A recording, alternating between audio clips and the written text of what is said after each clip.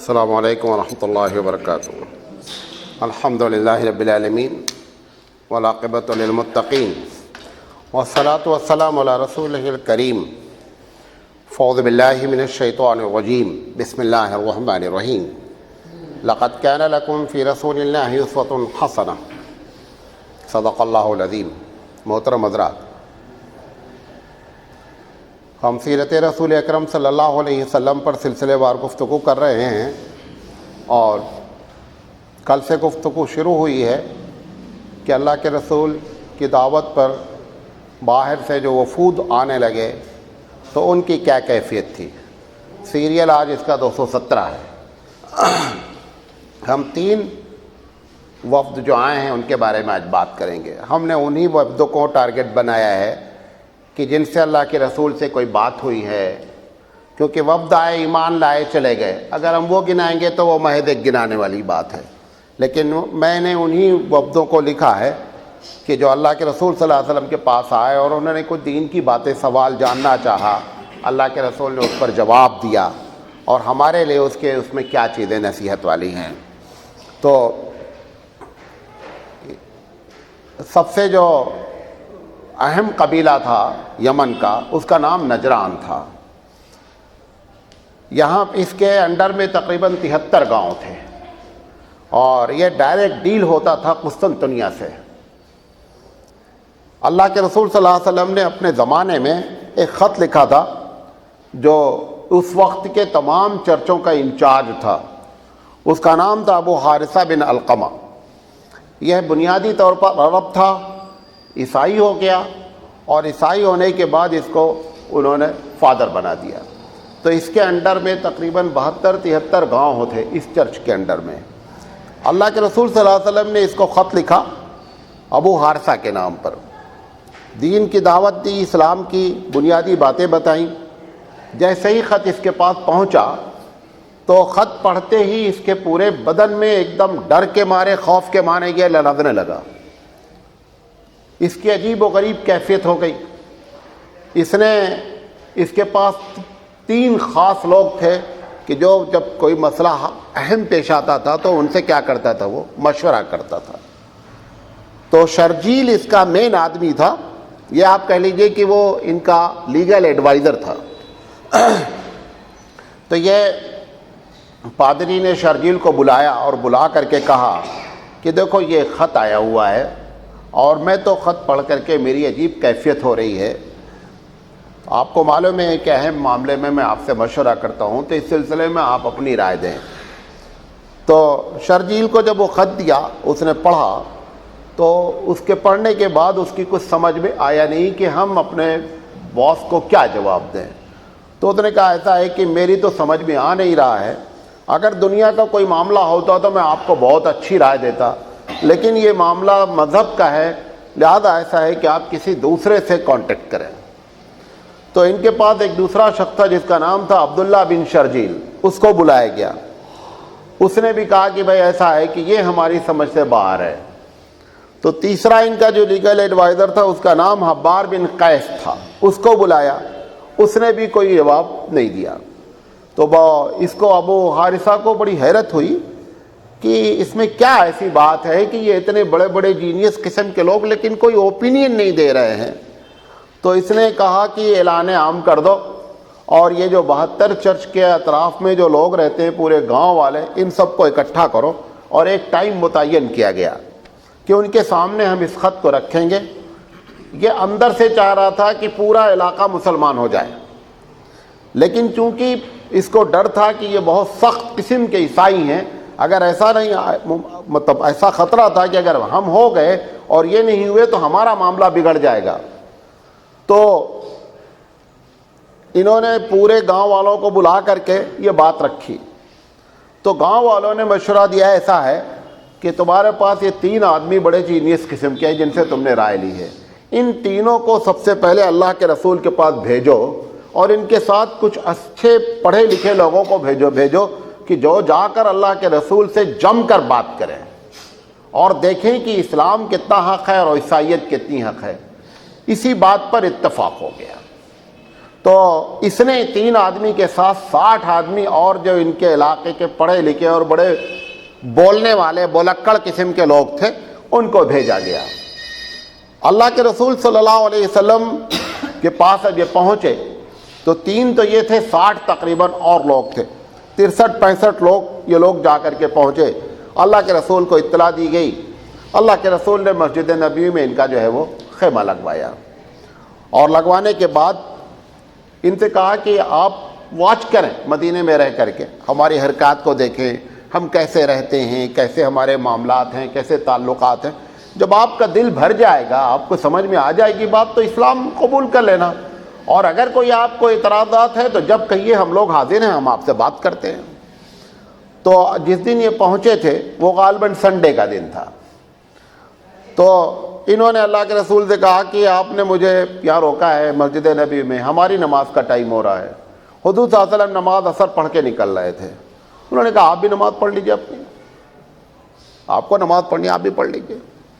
تو صحابہ کو یہ بات معلوم نہیں ہوئی کہ نبی نے پرمیشن دے رکھی ہے، یہ لوگ اپنا نماز پڑھنے مسجد میں داخل ہو، تو صحابہ نے ان کو کہا کہ نہیں، آپ نماز نہیں پڑھ سکتے، اس میں آپ داخل نہیں ہو سکتے۔ حضور صلی اللہ علیہ وسلم نے کہا نہیں، ان کو نماز پڑھنے دو، ان کو یہ اپنی نماز جس انداز میں پڑھنا چاہیں پڑھنے دو۔ یہ جو ہم کہتے ہیں نا کہ کافر مسجد میں نہیں داخل ہو سکتا ہے، کافر مسجد میں داخل نہیں ہوتا، پوری مسجد وہی بناتا تمہاری۔ جب تعمیر ہوتی مسجد کی تب کوئی نہیں کہتا کہ اس میں ایک لیبر بھی غیر مسلم نہیں لگنا چاہیے۔ اگر وہ اٹھا کے ناپاک آدمی اینٹا رکھا ہے، وہ زندگی بھر مسجد ناپاک ہی رہے گی۔ پھر ارے دھلو کے فرش، دھلو کے دیوار، تو دھلتے نہیں ہو۔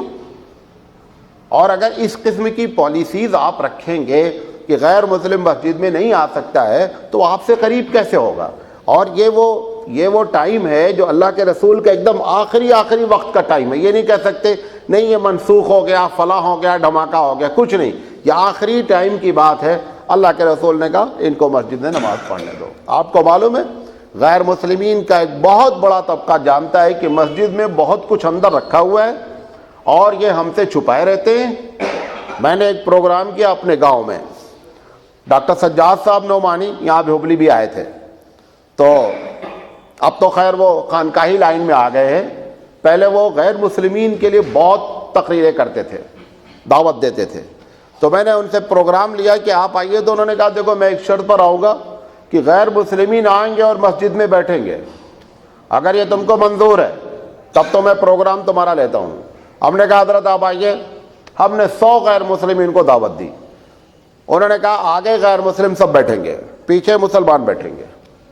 مسجد میں ممبر کے پاس مولانا کو بٹھایا، سارے لوگوں کو بٹھایا، اور زیادہ تر اس میں برہمن تھے، اور آپ کو یقین نہیں ہوگا 100 کو اگر ہم نے دعوت دی تھی تو 99% ہوئے تھے۔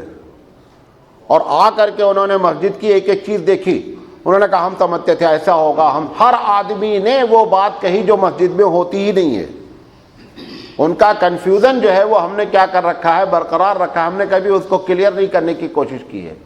تو کبھی اگر ایسا موقع آ جائے، ہمارے کوئی بھی آتا ہے آفیسر بڑا آتا ہے، ڈی ایم ہے، یہ ہیں وہ ہیں، ہم ان سے کہتے ہیں آپ آ کر مسجد دیکھ لیں، آپ یہ سمجھتے ہیں یہاں اسلحہ چھپا رہتا نا، آپ آ کر کے دیکھیں گے کتنے اسلحے رکھے ہیں، ایک قلیل کی گولی بھی نہیں رہتی ہے، سمجھے؟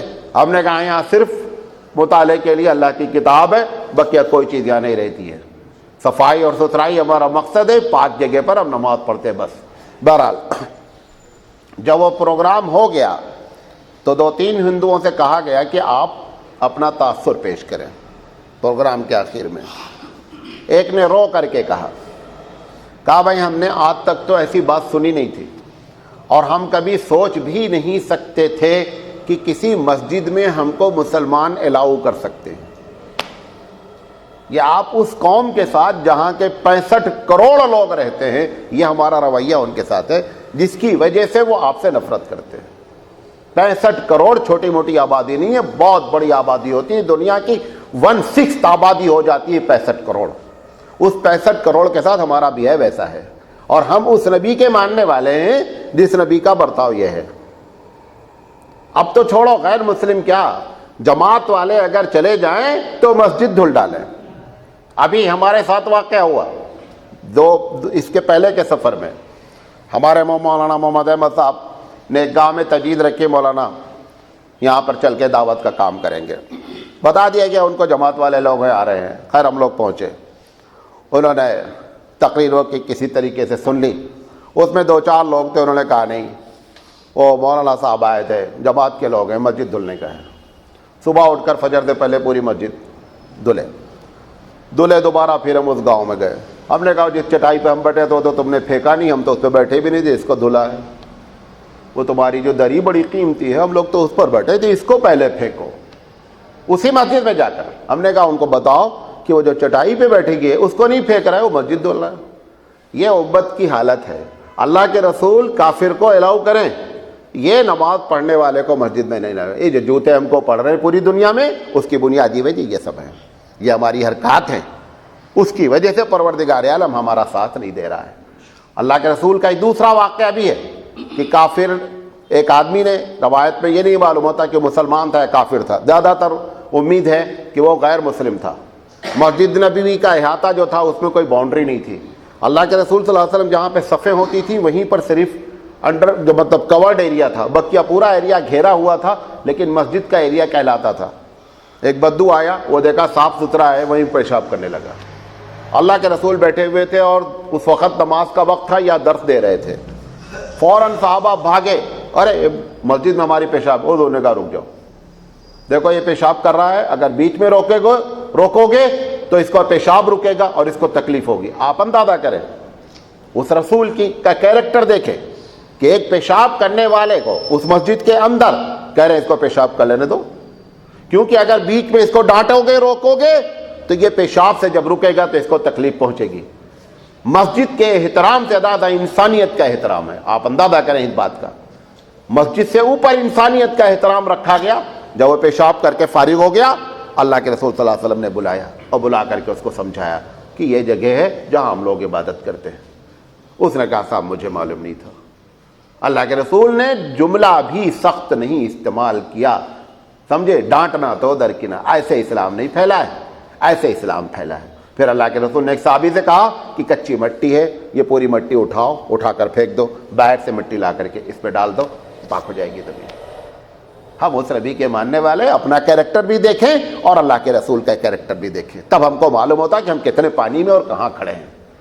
ابھی ایک مسجد سے گزر ہوا، پچھلے سال ایک سفر میں تھا، تو ایک صاحب نے بتایا کہ مولانا یہاں پہ لکھا ہوا ہے کہ اگر دیوبندی جماعتی فلاں فلاں فلاں اگر داخل ہو جائیں تو اپنے مال اور اپنی جان کے خود حفاظت کریں.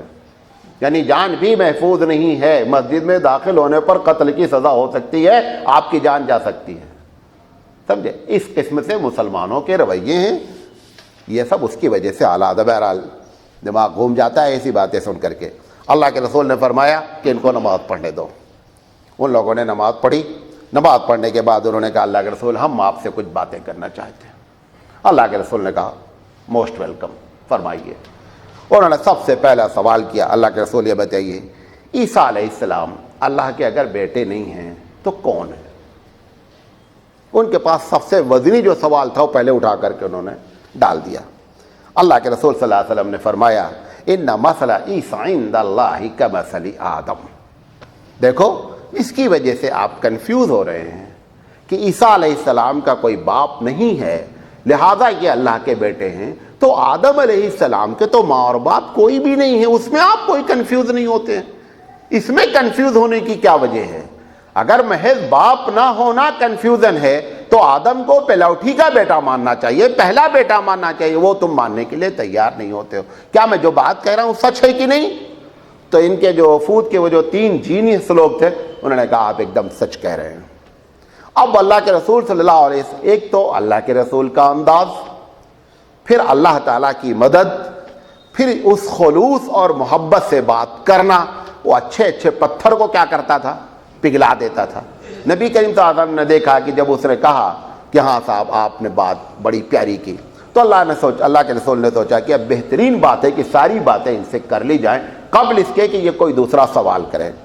اللہ کے رسول صلی اللہ علیہ وسلم نے کہا کہ اچھا یہ بتاؤ کہ جب کوئی باپ پیدا ہوتا ہے تو اس کی شکل صورت، کوئی بیٹا جب پیدا ہوتا ہے تو اس کی شکل صورت باپ سے کچھ ملتی جلتی ہے کہ نہیں؟ کہا زیادہ تر تو ایسا ہوتا ہے. کہا تمہاری کتاب میں لکھا ہے کہ اللہ کی کوئی شکل نہیں ہے. تو یہ عیسیٰ علیہ السلام کی شکل سے آپ کیسے کنفیوز ہوئے کہ یہ اللہ ہو سکتے ہیں؟ اللہ کی تو کوئی شکل نہیں ہے، ہمارے ہم یہ لکھا ہوا لیس کمثلہ شیء۔ پھر آپ نے اس آیت کی تلاوت فرمائی کہ ہمارے یہاں بھی لکھا۔ اچھا، چونکہ اس میں کچھ لوگ ایسے تھے جو عربی ڈائریکٹ جانتے تھے تو آپ کو بہت زیادہ آسانی ہوئی بات کرنے میں۔ آپ نے فرمایا ہمارے یہاں بھی لکھا ہے، تمہاری کتاب میں بھی لکھا ہے کہ اللہ کی کوئی شکل نہیں ہے، لیس کمثلہ شیء۔ اگر عیسیٰ اللہ کا بیٹا ہے تو یقینی بات ہے کہ اللہ کی شکل ویسی ہونی چاہیے، جبکہ تم کہتے ہو اللہ کی کوئی شکل نہیں ہے۔ لاجیکلی بات ہو رہی ہے۔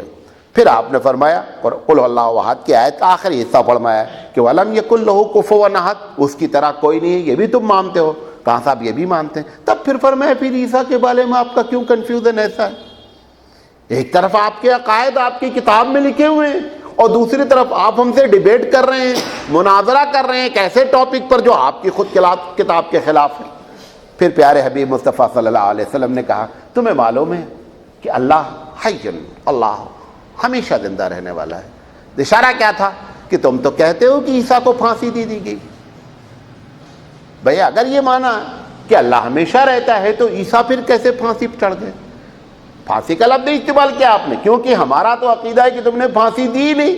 قرآن مجید کہتا ہے وَمَا قَتَلُوهُ وَمَا صَلَبُوهُ، کہ نہ تم نے ان کو قتل کیا اور نہ تم نے ان کو پھانسی دی۔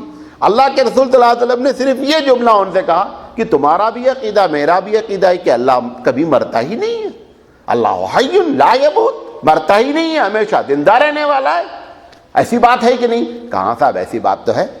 پھر آپ نے فرمایا کہ وَإِنَّ عِیسیٰ یاتی علیہ الفنا، اپنا عقیدہ پیش کر دیا عیسیٰ کے بارے میں کہ عیسیٰ پر تو ایک دن فنا آنا ہی آنا ہے، مستقبل کا صیغہ استعمال کیا کہ یاتی علیہ الفنا، آئے گا فنا۔ یہ نہیں کہا کہ عیسیٰ فنا ہو چکے ہیں، کیونکہ اگر عیسیٰ فنا ہو چکے کہہ دیتے خدا نہ خواستہ تو ان کی بات تفصیل ہو جاتی کہ ہاں عیسیٰ کو پھانسی دے دی گئی، اس کو بھی آپ نے محفوظ فرمایا۔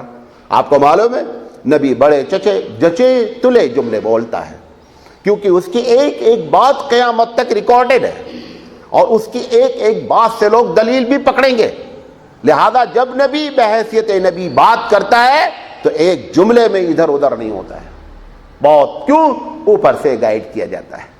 رب ذوالجلال اس کو بتاتا ہے، کہتا ہے وَمَا يَنطِقُ عَنِ الْهَوَىٰ إِنْ هُوَ إِلَّا وَحْيٌ يُوحَىٰ، یہ وہی بولتے ہیں جو بلوائے جاتے ہیں۔ اللہ کے رسول نے تیسری بات پیش کی، بریلویوں کے لیے بھی بہت بڑا اس میں لیسن ہے، ابھی سننے مت۔ پھر فرمایا اللہ رازق، اللہ رازق ہے۔ کہاں؟ کہے بتاؤ کہ عیسیٰ علیہ السلام کتنے لوگوں کو رزق دیتے ہیں؟ کہا کسی کو نہیں دیتے۔ کہا پھر تم ان کا اللہ کیسے مانتے ہو؟ اللہ کی ایک بڑی صفت رزق دینا ہے اور تم یہ کہہ رہے ہو عیسیٰ رزق نہیں دیتے ہیں، اللہ رازق ہے نہیں؟ کہا اللہ رازق ہے۔ کیا عیسیٰ بھی رازق ہے؟ کہا صاحب نہیں، عیسیٰ تو رازق نہیں ہے۔ تو پھر آپ کو کنفیوژن کس چیز کا ہے؟ آپ کو معلوم ہے کل پرسوں میں نے ایک حدیث پڑھی تھی، علامہ سید سلیمان ندوی نے اس کو نقل کیا، حدیث تو بڑی عام ہے۔ اللہ کے رسول فرمایا کہ انا قاسم، میں تقسیم کرنے والا ہوں، واللہ یؤتی، اللہ دیتا ہے۔ بعض روایت میں دوسرے لفظ بھی آئے ہیں کہ اللہ دیتا ہے، میں تقسیم کرتا ہوں۔ بریلوی علماء نے اس کا ترجمہ یہ کیا کہ جو کچھ ملتا ہے وہ اللہ کے رسول سے ملتا ہے، اللہ کے رسول خود کہہ رہے میں دینے والا ہوں۔ حالانکہ اللہ کے رسول نے جس موقع پر یہ بات کہی ہے وہ بات بھی آج سمجھ لے کس موقع پر یہ بات کہی ہے۔ جب زکوٰۃ کا سسٹم اللہ کے رسول نے لوگوں کے سامنے پیش کیا تو کچھ آپ کے خاندان کے یا کچھ آپ کے قریبی لوگ جو سادات نہیں تھے، انہوں نے آ کر کے کچھ اسپیشل آپ سے کنسیشن چاہا مالی لحاظ سے۔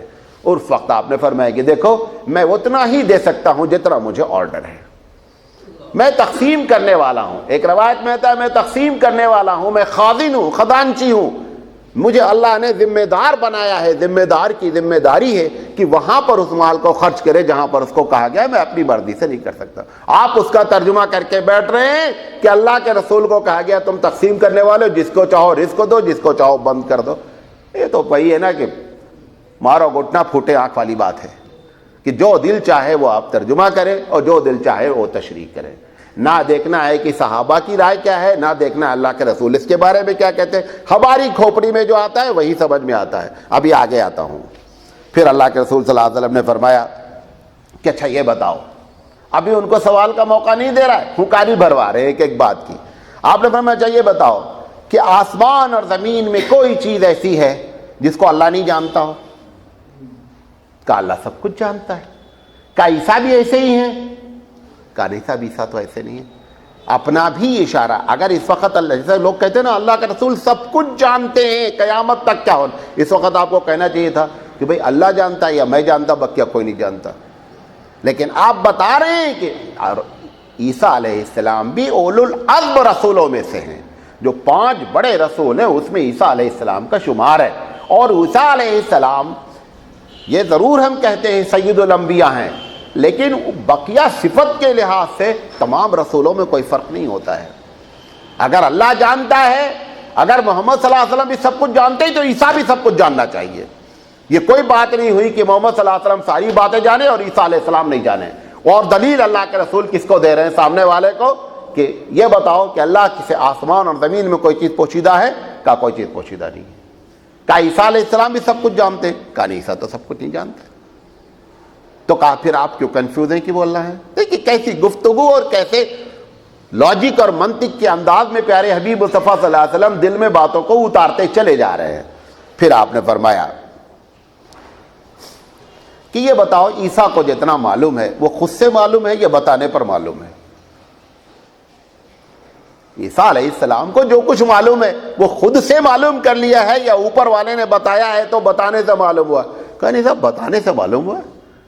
کہا جو بتانے سے معلوم ہوا وہ خدا کیسے ہو سکتا؟ خدا کا جو علم ہے وہ تو ذاتی ہے، خدا کو کسی نے علم نہیں بخشا ہے، خدا بذات خود سب کچھ جانتا ہے۔ لہذا عیسیٰ اور خدا میں آپ کنفیوز کیوں ہو رہے ہیں؟ نہ علم میں آپ بتا رہے ہیں، نہ رزق میں آپ کہہ رہے ہیں، نہ موت اور زندگی میں کہہ رہے ہیں عیسیٰ ان کے برابر ہے، پھر بھی آپ کہہ رہے ہیں وہ خدا ہیں۔ یہ کیا چکر ہے؟ پھر آپ نے آگے بات کی، اچھا یہ بتاؤ کہ یہ دو عیسیٰ علیہ السلام ہیں، یہ کیسے پیدا ہوئے؟ یہ ان ماں کے پیٹ میں رہے نا، حمل کی حالت میں رہے نا، اور آپ نے فرمایا ویسے ہی جنا ہے مریم نے جیسے عام عورتیں جنتی ہیں۔ یہ بات صحیح ہے کہ نہیں صحیح؟ کہاں صاحب ایسے ہی جنا ہے۔ کہا اللہ جنا جاتا ہے؟ تم خود کہہ رہے ہو کہ عیسیٰ میں حمل میں رہے، قرآن میں بھی ذکر ہے کہ اللہ تعالیٰ نے مریم کو حمل کا حکم دیا، المحمل ہو گیا۔ اللہ تعالیٰ کی صفت ہی یہ ہے، کسی کام کو کرنے کے لیے وہ صرف حکم کرتا ہے، مٹیریل اکٹھا کرنا اس کا کام نہیں ہے۔ یہ سمجھے میری بات؟ آپ ایک پلرس بھی بنانا چاہتے ہیں تو آپ کو پلرس کے لیے مٹیریل چاہیے، کیوں؟ چھت نہیں ٹھہرے گی، ہے نا؟ اللہ نے آسمان کی چھت بنائی، کتنے پلرس بنائے؟ وہ کہتا ہے کن فیکون، اللہ کہتا ہے میری صفت ہے، میں کہتا ہوں ہو جا، ہو گئی، ٹائم بھی نہیں لگتا ہے، اس کو مٹیریل کی ضرورت بھی نہیں ہوتی۔ ایک بلب جلانے کے لیے لائٹ کا کنیکشن چاہیے، وائرنگ چاہیے، پھر سوئچ چاہیے، پھر اس میں ارتھ چاہیے، تب جا کر کے یہ ایک لائٹ 50 واٹ کی جلے گی۔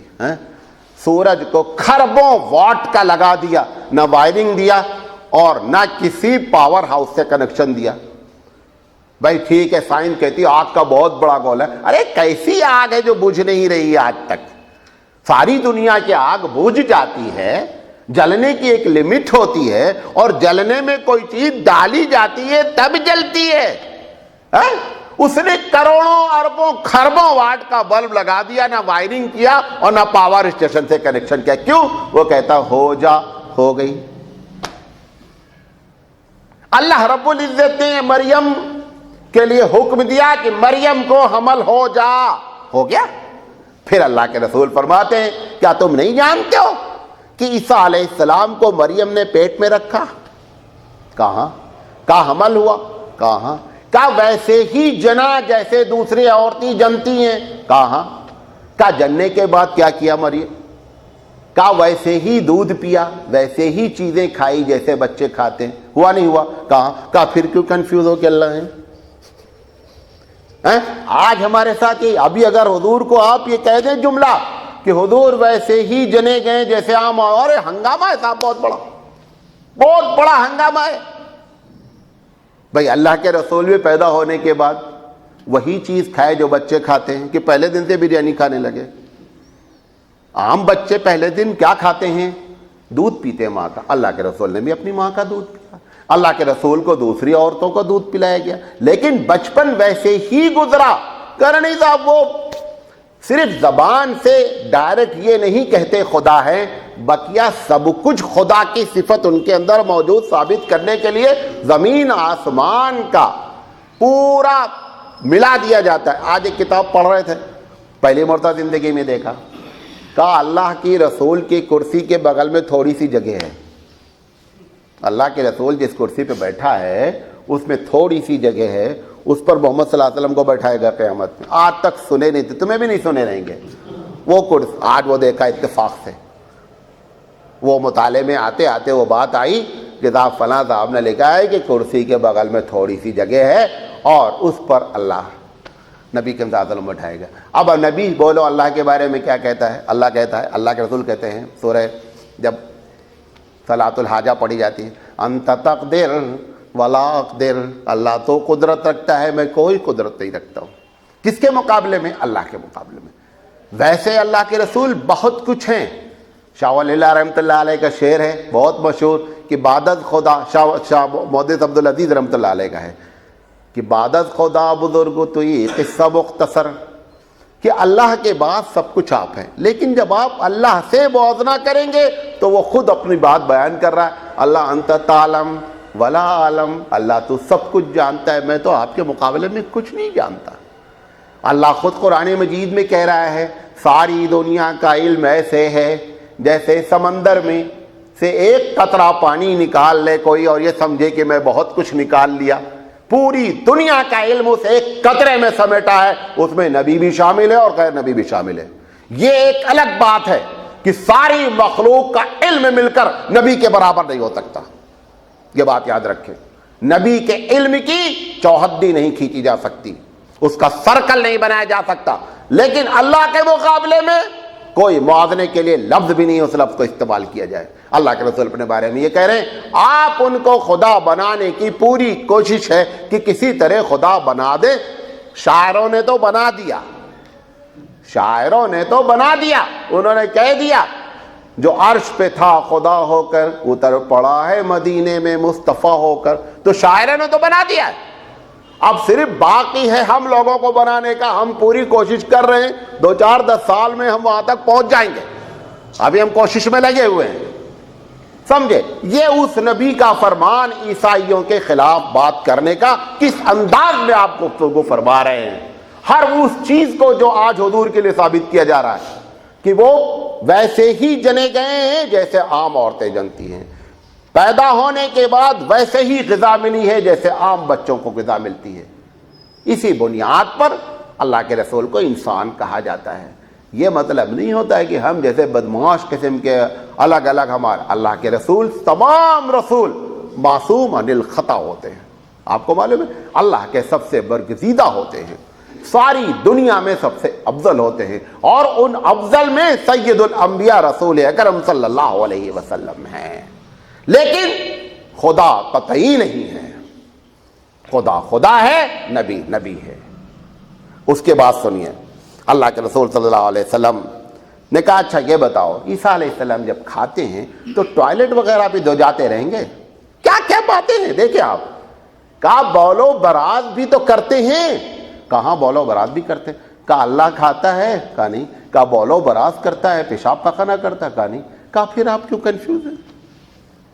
یہ بیسک چیزوں کی بات کی جا رہی ہے کہ جس کے بغیر انسان رہ نہیں سکتا. ان تمام چیزوں کا ذکر رسول اکرم صلی اللہ علیہ وسلم اس وفد سے کر رہے ہیں. پھر آپ نے فرمایا کہ اچھا یہ بتاؤ کہ جب اتنی صفت میں نے تم کو بتا دی, اب ایمانداری سے بتاؤ کہ وہ اللہ ہے کہ نہیں ہے. انہوں نے کہا صاحب آپ نے جتنی باتیں بتائیں سب ایک دم برق ہیں, وہ اللہ قطعی نہیں. کہا بات کلیئر ہو گئی؟ کہاں کلیئر ہو گئی. اب جب بات کلیئر ہو گئی تو لا الہ الا اللہ پڑھو بھائی, سیدھی سے بات ہے نا. اب معاملہ آ گیا لا الہ الا اللہ پڑھنے کا. اب یہ جو 3 آدمی گئے تھے اصل اور 60 ان کے پیچھے سپورٹر جو گئے تھے, ان تینوں نے سوچا کہ اگر لا الہ الا اللہ یہاں پڑھ لیا گیا تو وہاں جا کر کے کیا کریں گے؟ وہاں تو ہم کو ٹھکائی کر ڈالیں گے، کیونکہ ہم تو زندگی بھر کہتے رہے کہ اس دنیا میں ہم سے اچھا کوئی مذہب ہی نہیں ہے۔ ایک مفتی صاحب یہاں سے گئے فیض آباد کے حج کرنے، نام نہیں لیں گے ورنہ ویڈیو کبھی سن لیا تو ہم کو بہت ڈانٹتے ہو۔ مفتی صاحب حج کرنے گئے، جب حج کر کے آئے تو میں نے کہا مفتی صاحب وہاں گئے، ایمانداری سے بتاؤ کہ کیا دل کی تمہاری کیفیت تھی؟ بریلوی مسلک کے تھے، ہم سے الگ سلیک تھا۔ کہا سراج بھائی، ایک دم رو کر بولے بیچارے، آنسو گرا نہیں، مطلب آنکھیں ڈبڈبا گئی۔ کہا سراج بھائی ایک چیز کا بہت افسوس ہوا۔ کہا کیا؟ ہم نے کہا کیا؟ کہا یار 30-32 لاکھ آدمی ایک امام کے پیچھے رکوع سجدہ کر رہے تھے، ہم اتنے کہ اللہ نے توفیق نہیں دی، وہاں بھی ہم اس امام کے پیچھے نماز نہیں پڑھ سکے۔ تو میں بولا کی نہیں پڑھے نماز؟ تمہیں پڑھنا چاہیے تھا۔ بولے میں تو زندگی بھر مفتی فتویٰ دیتا رہا کہ وہ امام جو ہے کافر ہے، اس کے پیچھے نماز نہیں ہوتی، اور ہمارے ساتھ لوگ گئے تھے، اگر میں بولتا تو ہم کو وہیں مارتے، وہ مار کی ڈر سے میں نہیں پڑھا۔ لیکن مجھے آج بھی افسوس ہے، اب اگر ہم کو چھپکے سے جانے کا موقع ملا تو میں حج پہ جاؤں گا، بتاؤں گا کسی کو نہیں، بولوں گا بمبئی جا رہا ہوں اور حج پہ چلا جاؤں گا۔ کیوں؟ مجھے وہ بہت قلق ہے کہ اتنے لوگ ایک امام کے پیچھے نماز پڑھ رہے تھے، اللہ توفیق اٹھا لیا وہاں پہنچ کر کے بھی ہم اس کے امام کے پیچھے نماز نہیں پڑھ سکے، جس کے پیچھے 25-30 لاکھ لوگ ایک اللہ اکبر پر رکوع اور سجدہ کر رہے تھے۔ سمجھے؟ ایسے ہی ان کا معاملہ پھنس گیا۔ اب یہ وہاں تو اب بڑے جینیس قسم کے لوگ تھے یمن کے، اب اگر یہاں اللہ کے رسول کی اس بات پر ایمان قبول کر لیں تو وہاں ان کو فیس کرنا ہے، وہ جیسے مفتی صاحب کو فیس کرنا ہے ان کو بھی فیس کرنا ہے۔ اب یہ بیچارے پھنس گئے۔ بہرحال اللہ تو یقینی باتیں ساری باتیں سن ہی رہا تھا۔ اللہ کے رسول صلی اللہ علیہ وسلم نے یہ باتیں کر لی اور انہوں نے اسلام قبول نہیں کیا، تو پروردگار عالم نے اب اپنی طرف سے ایک بات ڈالی۔ کون؟ اللہ رب العزت نے، کہ محمد صلی اللہ علیہ وسلم ان سے یہ بات کرو۔ قرآن مجید کی آیت نقل کرتے ہیں، فمن حاجک، اللہ کہہ رہا ہے فمن حاجک، آپ سے جن لوگوں نے حجت کی فی، جس معاملے میں، من بعد ما جاءک من العلم، بعد اس کے کہ ان کو ساری باتیں معلوم ہو چکی ہیں، فقل، اب ان سے کہیے، تعالو ندعو ابنانا وابناکم ونسانا ونساکم، آؤ اگر تم سچے ہو، ہم اور تم مباہلہ کرتے ہیں۔ مباہلہ معلوم ہے؟ مباہلہ ایک لفظ ہے عربی کا جس کے معنی ہوتے ہیں کہ ایک بات سمجھائی گئی، سمجھانے کے بعد آدمی کو سمجھ میں آ گئی لیکن ہر درمی پر اترا ہے، قبول نہیں کر رہا ہے، تو اس کو مباہلہ کہتے ہیں کہ اب میں کھلے آسمان کے نیچے دونوں ایک دوسرے کے لیے دعا کریں گے، کیا کہ اللہ اگر میں ناحق ہوں تو مجھے اس کا انجام دکھلا دے، اور اللہ اگر یہ ناحق ہے وہ اپنے آپ خود بد دعا کرے کہ اللہ اگر میں غلط ہوں تو مجھے اس کا انجام دکھلا دے۔ اللہ کہہ رہا ہے ان سے آپ مباہلے کا چیلنج کریں۔ کیوں؟ آپ نے جس انداز میں بات سمجھائی، اب کوئی چیز کلیئر ہونے کے لیے باقی نہیں رہ گئی، یہ ایمان نہیں لا رہے ہیں، ان کو چیلنج کرو۔ فَقُلْ تَعَالَوْا نَدْعُو أَبْنَاءَنَا وَأَبْنَاءَكُمْ وَنِسَاءَنَا وَنِسَاءَكُمْ وَأَنفُسَنَا وَأَنفُسَكُمْ ثُمَّ نَبْتَهِلْ، پھر ان سے کہو میں مباہلہ کرنا چاہتا ہوں۔ فَنَلْعَنَةَ اللَّهِ عَلَى الْكَاذِبِينَ، پھر اللہ جھوٹے پر لعنت بھیجے گا۔ یہ بولنے کا ہے۔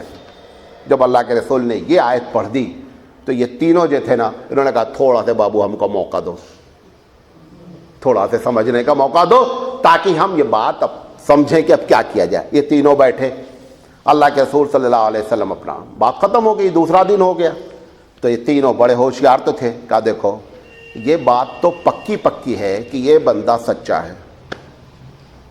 دیکھیں ہر دھرمی کتنی ہوتی ہے، ناک کا معاملہ، ہاں پھر وہاں ڈنڈے کا معاملہ، زندگی بھر تم بولتے آئے ہو کہ وہ غلط ہے، وہاں جا کر اگر ان کو سچ بولو گے تو کیسے فیس کیا جائے گا؟ جب آدمی کے سامنے آخرت آ جاتی ہے، اس کا ڈر ہو جاتا ہے تو سب کو نگلیکٹ کر دیتا ہے۔ ابھی اس کا مطلب کہ آخرت سوار نہیں ہوئی، آخرت سوار ہو جاتی ہے تو پھر سب چیزوں کو بندہ برداشت کرتا ہے۔ بہرحال یہ تینوں بیٹھے، بیٹھنے کے بعد اس نے ایک نے کہا دیکھو یہ بات تو تم کو معلوم ہو گئی ہے نا کہ یہ اللہ کے سچے رسول ہیں۔ کہاں یار یہ بات تو کلیئر ہے۔ کہا دیکھو ہوشیاری اس میں ہے، ان سے مباہلہ نہیں کرو، یہ سچے رسول ہیں، اگر انہوں نے ہاتھ اٹھا دیا تو ہم نہیں برباد ہوں گے، کرشنٹی برباد ہو جائے گی، اور یمن کا کوئی آدمی بچے گا نہیں، لہذا بہتر یہ ہے کہ ان سے کہو کہ صاحب ہم اسلام تو نہیں قبول کر سکتے اور مباہلہ بھی نہیں کر سکتے، ہم اپنے آپ کو آپ کے انڈر میں کر دیتے ہیں، ہم ٹیکس پے کریں گے، ہم کو چھوڑ دو خدا کے واسطے جان۔ دیکھیں معلوم بھی ہو گیا کہ اللہ کے رسول سچے ہیں، ساری حجت بھی قائم ہو گئی، لیکن یہ کہنے کے لیے تیار۔ ایسے ہمارے گاؤں میں ایک مرتبہ ہوا، ایک بریلوی آدمی کہا مولانا صاحب آپ جو ہے نا اللہ کے رسول کو نہیں مانتے۔ میں نے ایسا، ہم نے کہا چلو نہاؤ دھو مسجد میں دونوں آدمی چلتے ہیں، تم کہو اگر مولانا اللہ کے رسول کو مانتے ہوں تو میں ہلاک ہو جاؤں، میں کہوں اگر میں نہیں مانتا ہوں تو میں ہلاک ہو جاؤں۔ کہا مولانا یہ نہیں بولیں گے جا کر کے۔ ہم نے کہا جب تم کو یقین ہے کہ میں نہیں مانتا ہوں تو بولنے میں کیا اعتراض، یہاں تو بولتا، مسجد میں کیوں نہیں بولتا چل کے؟ بھائی اگر تجھے یقین ہے میں اللہ کے رسول کو نہیں مانتا چل مسجد میں بول، اگر دم خم ہے تیرے اندر تو پتا چلا کہ فتنہ پھیلانا مقصد ہے۔ تجھے بھی معلوم ہے کہ مولانا سراج رسول کو ہم سے زیادہ مانتے ہیں، لیکن یہ فتنہ مقصود ہے۔ اگر مقصود نہیں تو چلو مسجد میں چل کے کہو کہ رسول کو یہ نہیں مانتے۔ بات سمجھ میں آ رہی ہے؟ اچھا، بہرحال پھر یہ تینوں آدمی نے اللہ کے رسول کے سامنے یہ معاملہ رکھ دیا کہ ہم اسلام کو نہیں قبول کر پائیں گے، لیکن مباہلہ ہمارے۔ بعض روایت میں آتا اللہ کے رسول نے فرمایا بعد میں ان کے جانے کے بعد کہ قسم خدا کی کھا کے کہتا ہوں کہ اگر یہ مباہلہ کر لیتے تو ان کی نسل در نسل برباد ہو جاتی۔ اور میں دیکھ رہا تھا کہ عذاب آ کر سامنے کھڑا تھا، یہ تو بس ان کو اللہ نے بچا لیا اور انہوں نے ایک نبی کے ساتھ گستاخی نہیں کی جس کی وجہ سے رب ذوالجلال نے ان کی عزت رکھ لی، ورنہ یہ تباہ و برباد ہو جاتے۔ یہ بھی روایت میں دوسری روایتوں میں ذکر کیا گیا۔ بہرحال یہاں سے جب جانے لگے تو اللہ کے رسول نے سے انہوں نے کہا کہ آپ کی جو کنڈیشن ہے ہم پورا ملک سرنڈر ہوتا ہے، خاص کر یہ 73 گاؤں والے ہم آپ کے سامنے ہوتے ہیں، آپ جو ہم سے چاہتے ہیں وہ بتائیے۔ اللہ کے رسول صلی اللہ علیہ وسلم نے اپنے شرائط رکھے، ہر شرط کو انہوں نے منظور کیا، لیکن اتنی پیاری شرطیں حضور نے رکھی، لگتا نہیں کہ اسلام جو اس وقت اتنی طاقت میں تھا وہ اس طرح سے شرط رکھے گا۔ معلوم کیا شرطیں رکھی گئیں؟ بڑی پیاری شرطیں رکھی۔ اللہ کے رسول نے کہا کہ میں تمہارے کسی معاملے میں مداخلت نہیں کروں گا، تمہاری جان اور مال اللہ اور اس کے رسول کے ذمے ہوگی، تم جس طریقے سے عبادت کرتے ہو میں اس میں مداخلت نہیں کروں گا، کسی چرچ کے پادری کو میں کینسل یا ڈسمس نہیں کروں گا۔ یہ شرطیں رکھی جا رہی، وہ بندہ شرط رکھ رہا ہے جو اس وقت کسی کا محتاج نہیں ہے۔ انہوں نے کہا آپ نے ٹیکس دینے کی بات کی ہے، آپ کا جان اور مال اللہ اور رسول کی۔ 11 یا 12 شرطیں رکھ کر مغیرہ بن شعبہ رضی اللہ تعالیٰ عنہ سے کہا کہ اس کو لکھو، اور پھر اللہ کے رسول صلی اللہ علیہ وسلم نے 4 صحابیوں کی دستخط کروائی اور آپ نے اپنی سیل لگائی اور لگا کر کے کہا یہ رکھیں، صرف ایک بات یاد رکھنا، اگر تم نے ظلم کیا تو سینٹرل گورنمنٹ انٹرفیئر کرے گی، نہ عوام پر ظلم ہونا چاہیے، اور نہ تم پر اگر کوئی ظلم کرے گا تو بھی ہم مداخلت کریں گے، تمہاری حفاظت ہمارے ذمہ ہے۔ یہ یہاں سے جائے پہنچے تو وہ بندہ جو ان کو بھیجا تھا نا، اصل تو وہ آدمی جس نے بھیجا، راستے میں اس کو معلوم ہو گیا کہ وفد آ رہا ہے، تو یہ باہر نکل کر کے اس کو ویلکم کرنے کے لیے کہا کیا ہوا؟ انہوں نے کہا وہ چھوڑو پہلے یہ خط دیکھ لو۔ تو وہ خط دیکھ رہا تھا، اس کا چھوٹا بھائی بھی اس کے ساتھ گھوڑے پہ بیٹھا ہوا تھا۔ بعض روایت میں ایک چچا داد بھائی تھا بیٹھا ہوا تھا گھوڑے پر۔ جب وہ خط پڑھنے لگا نا تو چھوٹا والا ایسے ایسے کر کے دیکھ رہا ہے کہ اللہ کے رسول نے کیا شرط لکھ کے رکھی، وہ ایسے ایسے کرتے لڑک گئے، نہیں سمجھے؟ وہ گھوڑے پہ بیٹھا تھا، یقینی بات ہے اللہ کے رسول کا خط وہ پڑھ رہا تھا، اس کا بڑا بھائی، یہ چچا داد بھائی، حالانکہ تھوڑی دیر بعد اس کو مانگ لیتا تو اللہ کے وہ اس کو دے ہی دیتا، لیکن یہ اس کو ایسا جھکا نا کہ اسی کروٹ پٹ سے گر پڑا۔ اب جب گرا نا تو اس نے رسول کو گالی دی۔ کس نے؟ اس چچا داد بھائی نے رسول کو گالی دی۔ جب گالی دی تو اس بندے نے جس کے ہاتھ میں خط تھا، اس نے کہا تمہیں معلوم ہے وہ اللہ کے سچے رسول ہیں؟ کیوں؟ وہ پوری عبارت تو پڑھ چکا تھا اور پہلے بھی اس کے اوپر لرزہ طاری ہو چکا تھا، آپ کو بتایا بھی کہ جب پہلا خط حضور کا آیا تھا تو بھی لرزہ طاری ہو چکا تھا۔ وہ جب اس نے اس کو ڈانٹا، اس نے کہا ٹھیک ہے تو تم اسلام قبول کیوں نہیں کر لیتے؟